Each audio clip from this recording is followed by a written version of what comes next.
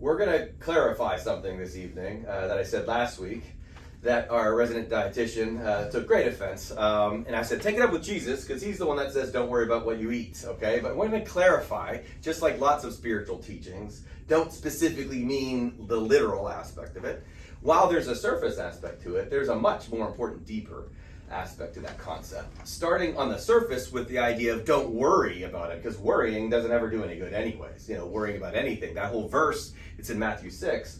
Jesus says, don't worry about your life, and don't worry about what you wear, and don't worry about what you drink, or anything. You're not supposed to worry. In fact, we're supposed to learn how to trust. That's a big part of it. But there's a much deeper meaning, which I will go through. We're going to start, though, with I'll call it an insight I had, but it was really sort of a vision. I started practicing meditation a long time ago, and I've had about 20 different clear visions over the years, and it just sort of means a lucid dream.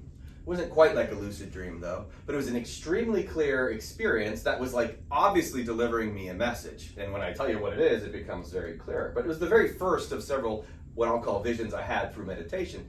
And I was by myself in a room in a straitjacket. And the room was the color of these walls, very tan, and there was no window, there was no door. I just was sitting alone in a room in a straitjacket. And I heard over basically a loudspeaker, I heard, the only way to change behavior is to evolve consciousness. The only way to change behavior is to evolve consciousness. The only way to change behavior is to evolve consciousness. You want me to go on for 3 hours? Because that's what it felt like. Remember, I'm straitjacketed in a room, and this was being programmed into my head, okay? That's what I was experiencing in the meditation. So I came out of that meditation thinking what? The only way to change behaviors is to evolve consciousness, okay? And I work in addiction, and I work in mental health, and almost everyone I meet wants to change something about what's going on in their lives, and oftentimes it's behaviors. And when it comes to something like addiction and nutrition and just any behavior you can think of, it fit perfectly, and we're going to talk about exactly why that is. The only way to be able to make changes physically is to evolve consciousness. And so many people try to change things by trying to change behavior, but if they don't evolve consciousness, it doesn't work. So we're going to walk through exactly why that is. Recognizing that here I wrote me, I often put quotes up there, oh, I'm the one that said that, but it wasn't really me. It was the higher self in me, which I call TJ. It was a voice from inside my head somewhere. It was very distinct, and that's happened to me a few times. And I know it's true. And it's been about 15 years now. And I've been living by that. And it ends up being chapter 12 in New Eyes, evolution of consciousness. It's a key component to our behaviors down here. So I'm going to walk through what I've drawn several times before. The 12 grades, including K, pre-K, and infancy, of human beings, our physical reality, but it's also overlaid with the spiritual reality. And the concept is this, that the lower you are on the scale, the more physically focused we are. The higher on the scale, the more spiritually focused we are. That's it. And if you think in terms of grades, it's super simple. There's a whole lot of people in pre-K. They often get elected to office, okay? Not all, but a lot of them. And they make it to the presidency sometimes. Narcissists are in pre-K. This is very physically focused people. Psychopaths, the lowest of them, right? The ones who would do harm to others specifically for their personal gain, and they have no feelings of remorse. It's because they're the exact opposite of the spirituality of unity and oneness, okay? It's physical focused, it's me first. It is literally what's meant by being asleep and dead in spiritual texts. If you don't know you're a spiritual being, you are asleep. If you don't know you're a spiritual being, you can be equated to being dead, because you don't have life in you. We are robots. You know how many people I've worked with in addiction who feel like it's so robotic what I'm doing? It's because they're absent spirit in that moment, at least. Here's where I'll weave in superposition later. It's all about probabilities, and that's very important. Just because someone has an addiction, and we all do to certain things one way or another throughout our lives, doesn't mean we're not spiritual. We'll back that up with Luke 12:48 at the end. It means that our focus must improve. And our focus must get up here where we're not seeing the world physically all the time, where we're seeing the world as a spiritual place. And that's known as capital W, big W, woke. I did that to differentiate from the current idea of what woke is in American politics and the mainstream and all that. And that's a small W woke. I get the concept behind tolerance, okay, and tolerance for all people and all that. That makes sense, but you also have to tolerate your enemies. You have to tolerate those who you disagree with. and to understand that our experiences are part of a grade school development program, if you will, that are getting us towards spiritual awakening. That's capital W woke. And there, no victims. There is why Jesus didn't complain. And there aren't any complaints when you realize the world is a spiritual treatment plan, and we all go through what we need to break free from our egos. Ego quite literally means, it means I in Greek. It means I. It is the idea of separation. You're different than I am. You're either better than I am or worse than I am or anything like that. Spirit is the concept of unity and oneness, that we're all the same somehow. That we all actually are brothers and sisters in Christ, if you will. Spiritually speaking, it isn't physical. And people who see physically and they look at all the differences in people and they judge others as enemies who need to be canceled, for example, or they hate on people for whatever choices and preferences they are, and they don't show tolerance, they're down here in this dimension. And they haven't really developed. But up here, much spiritual focus, complete connection, complete unity, complete forgiveness, complete acceptance and tolerance of all. Because everyone's working on this, whether we know it or not. And so there's the chart that I'm going to put into why Jesus says don't worry about what you eat, okay? And if we get good at this process, and the higher we go, that's what's known as alive. When Jesus was resurrected, he went from the physical into the spiritual. And that's what he was showing us, too. He resurrected Lazarus from the dead. Physically speaking, if that's what you believe the story's about, is totally fine. Perhaps that's exactly what he did. But he most certainly resurrects us from the dead. When we're walking around thinking we're physical, we don't got it. When we realize we're spiritual, now we got it. Now we're woke. Buddha literally means awakened. It means woke, to be Buddha. And he was a millionaire, and he was miserable. And then he realized what he really was, a divine spiritual being like us. Okay, so that's the point of this chart. Krishna, by the way, in the Gita describes different levels of energy in this. Dark inertia is at the lower end. And it's when we are out for just ourselves, and that turns into what we call evil. When we get to mid-grades, middle school, that's called passion. That's when we're working on caring about others and being tolerant, but we're still a little confused. And we suffer a lot there because we actually have compassion now, but we don't quite understand all the rules. And now we feel really bad for other people who are suffering, and we don't understand that sympathy doesn't really help. We have to get to empathy. And we have to understand that other people who go through difficult things are going through them for a specific reason. That's to help them with their development. All right? And all of us are on this scale somewhere. Lucidity is being able to embrace everything, to rejoice in our sufferings, and to love our enemies, right? And not just like things when they're good.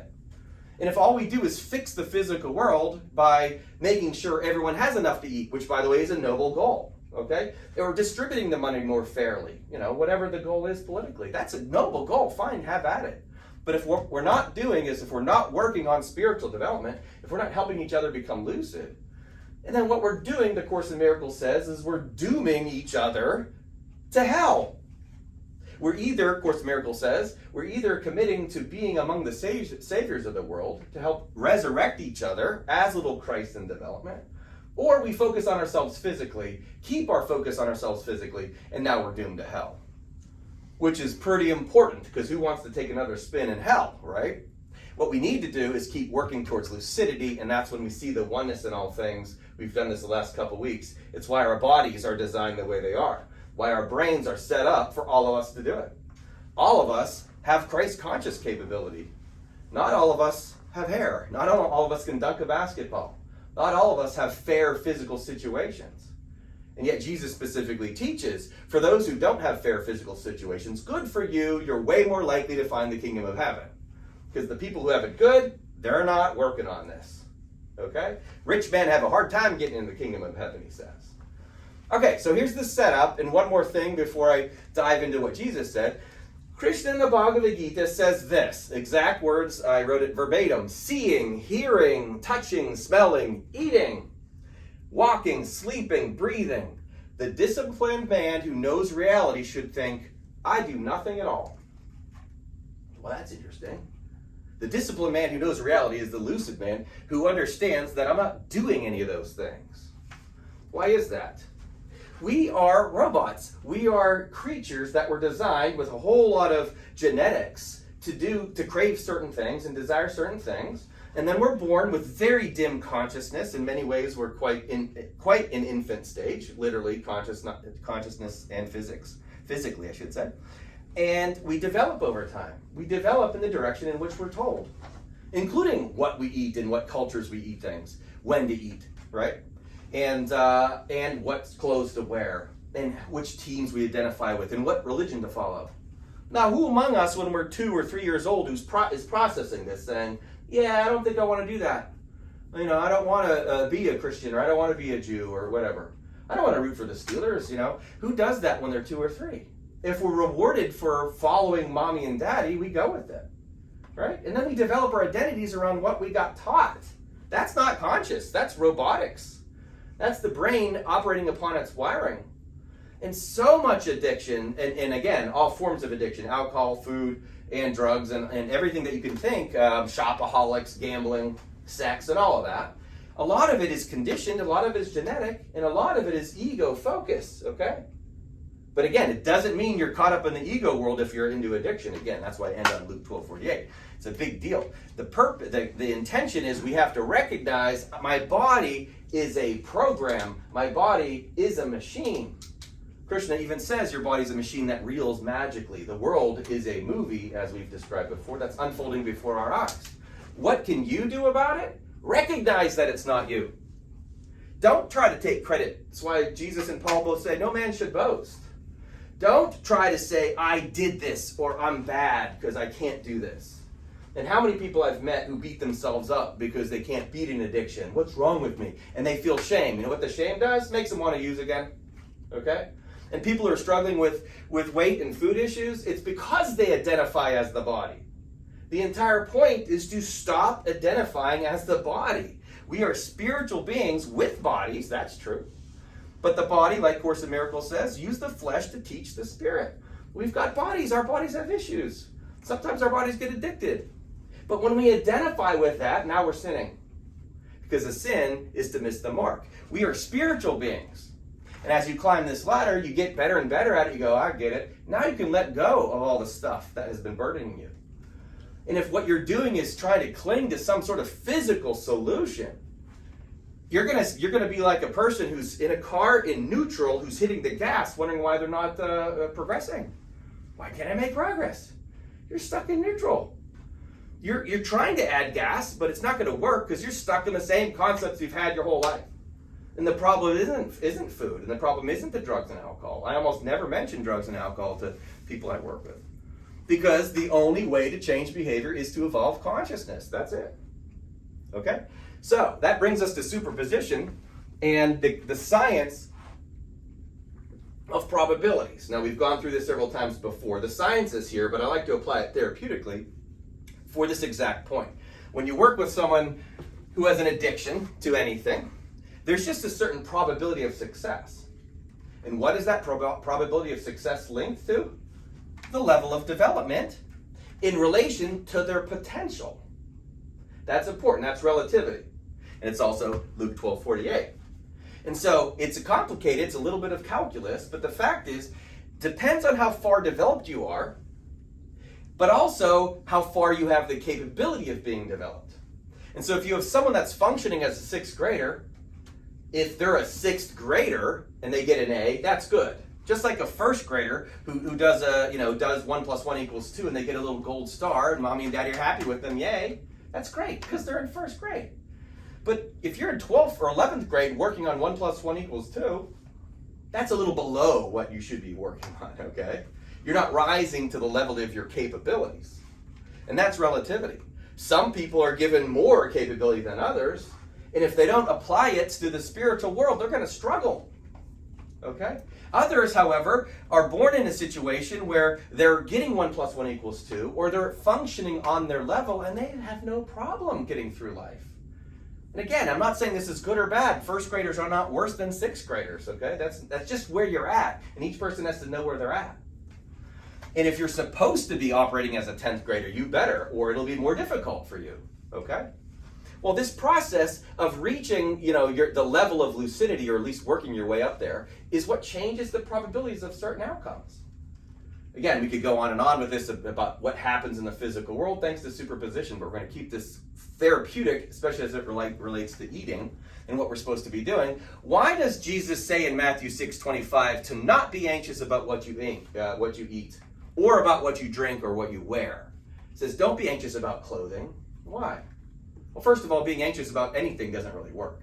Being aware, that's helpful. Anxiety adds a negative energy to things. Makes you a little less likely to be functional, okay? But not to be anxious about it is because it's ineffective if you lead with that. If that's your primary thing that you're doing, focusing on the food or the drink or what you're going to wear or whatever, how am I going to make money and all that kind of stuff, then we're not going to succeed. And so the probability doesn't go up. Now we have relapse. But when the person shifts to changing or evolving consciousness, and they shift to practicing what we've done the last couple of weeks, the fruits of the Spirit, practicing virtue. Once we do that, now all of a sudden we start to move up this lucidity ladder, closer to spiritual focus. Now we have different energy. Now we've shifted out of neutral into first, maybe into second. Now we're going to make progress. Why? Because the probabilities increase. Superposition is the science of those probabilities. I do this all the time with patients because it's easy to understand. People are very impatient. Increase the likelihood of getting into a car accident. That's just logical. Okay? And superposition is the world of possibilities. And so if you're impatient, you're more likely to get in a car accident. Well, if you're patient, you're now less likely to. What have you done? You've changed your probability of being in a car accident. Why or how? By being more patient. You move towards spirituality. Same thing with resentment. You know, people are driving around with resentments or distractibility because they can't focus, so they're looking at their phone instead of driving. More likely to be in an accident. Isn't that logical? Okay. Well, just flip that into nutrition and trying to be abstinent from drugs and alcohol. If you change nothing, nothing changes. Okay. And if what we just do is try to change the behaviors, people don't make progress. You got to evolve consciousness. We have to move towards spiritual development. And if we do that, now we're out of neutral. Now we bring a different sort of energy to us. And superposition changes the odds. The probability of success or the lowering of relapse happens because we added spirit to the system. And the more you add spirit to the system, the less you try to take credit for it. No man shall boast. And it's not like, and again, it's a big deal when people make progress at all. And again, in this spiritual world, but also in therapy, if you get from 5th to 6th grade, we should have a party, okay? But there's also the first week of 5th grade and the second week of 5th grade and the third week of 5th grade. And you pass tests all through 5th grade. We should be celebrating this all the time, right? A lot of tests are difficult. We did that last week with James. If you pass the test, you receive the crown of God. That's pretty cool. That's big picture. But what about little tests? I've described before how the brain produces a chemical called serotonin when you set a goal and you achieve it. Setting a goal produces serotonin because now you have meaning. Achieving the goal produces endorphins, which is your body's natural opioids. So set little goals and then improve in them, but do it with the virtues. Okay? Do it with, I'm going to be more patient the next time I drive, or more forgiving of myself, or more forgiving of others. Or I'm going to develop wisdom and understand the nature of reality, and that none of us are victims and we're all on the same team and we're going to be one and I don't have to think better of you or worse than you. Do that, now you're going to be increasing the spirit inside of us. Which is why Jesus says don't be anxious about what you eat, because it's not going to be effective anyways unless Matthew 6:33 comes into play. Look, it's just 8 verses later he gets to the point, and that's what I didn't say last week and I should have. Seek first the kingdom of God and his righteousness, and all these things will be added to you. Okay? He makes it clear right there. If you want to change your behaviors, righteousness is the virtues, right? Seek the spiritual self within. Now you'll make behavioral changes because you've increased the probability. You've gone up through grade school. You've gotten stronger as a result. Now you got spirit at your back. Now you can make a decision like I'm going to eat that or not eat that, or I'm going to drink that but not that, or I will take that pill but not that one. You can make those decisions because now you have the requisite energy to back you up. And who has this? Who's got access to this energy? Everyone. See how fair it is? Doesn't matter. It's not like we're in a world where you're supposed to find the most money or the most Super Bowls. Why was Buddha miserable when he was in his 20s, even though he had millions and 4 palaces, okay? Well, he hadn't found the spirit yet. Then he went on his journey and he found the spirit. Part of that was giving up all his money. So it isn't about the money. And Buddha, if you've seen pictures of him, sometimes he was thin, sometimes he was large and whatever in between. Hey, you know what? If the guy got focused, I'm sure he was able to accomplish whatever the heck he wanted to. Let's not focus on the body. Focus on the spirit. Now, this is super important. This is why focusing on what you eat is very valuable. Because as you add spirit to the system, and now you have skills, as you work on skills plus the spirit, you're going to succeed. But what if you don't have the skills? What if you didn't learn how to eat properly, or you don't know about nutrition, or you don't know about why drugs are bad, or if you don't know about fentanyl and the epidemic that's going on? If you don't know about that stuff, you might be very spiritual, but you're also ignorant about the physical world. That's not effective either. It's why Jesus says, give to Caesar that which is Caesar's, give to God that which is God's. That's Jesus. You could have said Caesar salad. See what I did there? So he's talking about physical world things. It's okay to work on physical world things. It's just ineffective to do it in the wrong order. Okay? The proper order is seeking first the kingdom of God, which is the Spirit within, the Christ within, the Krishna within, whatever. That'll bring the Holy Spirit into you, and that energy you can use to change the behaviors. And then you give credit to the Holy Spirit, which is why no man shall boast. And that's everyone's journey, no matter what the behavior you're trying to change. Man, I keep resenting them, or I can't get that thought out of my head, and obsessive thoughts, or whatever the issue is. And the only way to loosen up on that is to add the serotonin and the dopamine and the GABA, which comes when we practice the virtues. So, of course, and again, it's easy to nitpick Jesus' teachings, because if you look at it physically, he can sound radical sometimes. Like, bring my enemy and slay him at my feet, he says, okay? That's a story that he tells. Seems like he's promoting murder, isn't he? I thought he said love the enemy. He says, don't think I came to bring peace on earth, says the Prince of Peace. I came to bring a sword. I came to separate you from your family. And Luke 14:26 says you have to hate your parents and you have to hate your children. Look it up if you don't believe me. Jesus said that. Now, if you just look at that and don't contextualize all of it, it won't make sense. And so, yes, I guess I spoke a little out of turn, or I didn't emphasize the next 8 lines or whatever when he emphasizes, yeah, of course it's important to pay attention to nutrition. You're just not going to be very good at it if you're not doing spirituality. Okay? And then he says, if you do the spirituality by finding God and righteousness, all these things will be added to you. Does that mean you're going to be a millionaire? No. It's just going to be the stuff that you're working on has a greater probability of success. It's why it's super important in addiction and recovery to develop a spiritual sense. Okay? Now, I promised you at the end, there's a very important piece in all this, because I don't want people watching this thinking, I have troubles with addiction, so therefore I'm very ego-based. That's not true in the slightest. Some of the most spiritual people I know are very high on the spectrum, and they're still using. What's that about? Luke 12:48, to those whom much has been given, much is expected. And it just means the bar's higher on them. I know plenty of people who say, man, I try so hard to eat well, lose weight, gain weight, whatever, stop using, stop drinking, and I just can't quite do it. It's not because they're bad people. I'm not calling them narcissists and psychopaths. I know plenty of 11th, maybe even 12th graders, early 12th grade, who still use and have problems with food. But the bar is higher on them. That's all that means. And that's coming after Luke 12:47, when Jesus says, if you know your master's will and you don't make ready according to his will, you will receive a severe beating.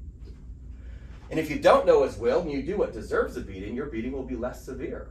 Well, what does that mean? If you know your master's will, it's because you know you're supposed to be working on spiritual development. You know you're supposed to be patient in traffic. You know you're supposed to be forgiving. You know you're not supposed to be judging other people or hating on your enemy. You know all of that. And yet you've not got disciplined yet. The disciplined man knows, man, if I can add spirit to the system, I'll be able to do it. I'll actually get better at those things, including the nutritional aspect. And so it's not about judging each other for being bad because they're in any one of these stages. The fact is, these are the people down here that need the most spirit. We should love them, right? We should pray for them and send them energy and forgive them and all that kind of stuff. That helps bump them up. We've all been there. In fact, I'll be there sometime today. If I watch the wrong game, I'll find myself in that physical focus. I'm pretty immature when I do that too. So we go back and forth. But superposition is the probabilities. And if you get into the 90%, focused on spirituality level, you're going to do a much better job of whatever behavior you're trying to change.